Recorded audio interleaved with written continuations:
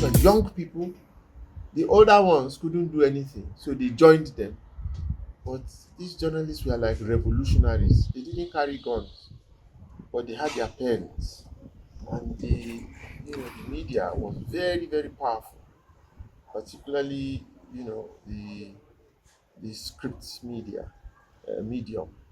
We had some magazines at that time that were very, very, very powerful. They were the voice of the people, and it was a new tradition. They introduced so many new things, like the evening newspapers.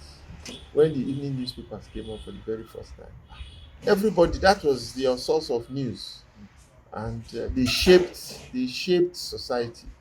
They shaped the opinion of people, about governance generally. They could change anything just with their points of view, with their reports, and so on and so forth. And they were not faceless. You see, these were young revolutionary journalists that people knew, ordinary people, but they were speaking the truth. And they were fearless. I don't know how they did it, but all of them came up at about the same time.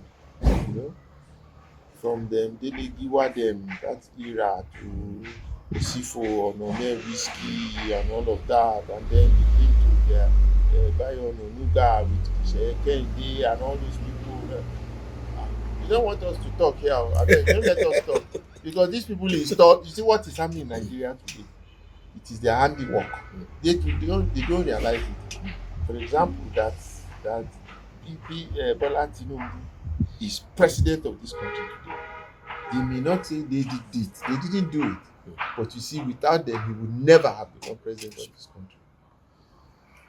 Through his story, through his history, through the roles that they played, through the things that they did, through how they influenced and impacted society and Nigeria, the politics of Nigeria, and what they backed, what they fought for, all created what we have today.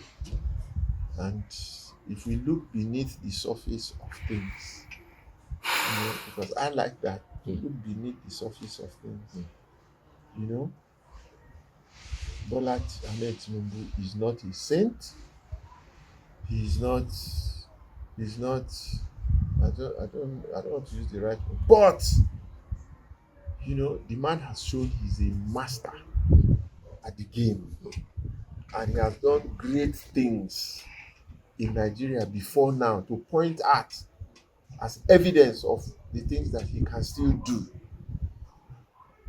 The politics of our country is so complex that all of us cannot line up behind him, and things have deteriorated so badly that there's no way he could come and solve the problems without pain, serious pain, which we are going through. I'm just speaking as an individual. No. Okay. So the long and short of it is that this generation of journalists have a strong hand in where we are today, particularly in the leadership of this country. And I have a strong belief that we are going to have a turnaround very, very soon, because the man at the helm of affairs is masterful, not just at the game of politics, but also in the things that he has done to advance the areas that he had influence in, particularly in Lagos. It is not all perfect, but there's a lot we can. So me, I'm happily expectant of things changing rapidly in the next few years in Nigeria. So I thank them. I thank Ajibade, Kunle Ajibade. I thank Dapo, Olonyomi. I thank Sheye Kehinde. I thank Bayo Onanuga. I thank Femi Ojudu, and so on and so forth. Osifo Onome Whiskey. You know, all that generation of Igbebo, Nusa, all those gentlemen with Lemmy and co. These are great guys, man. I call them guerrilla journalists. We thank them for all their contributions. Thank you very much, sir. Thank you, sir.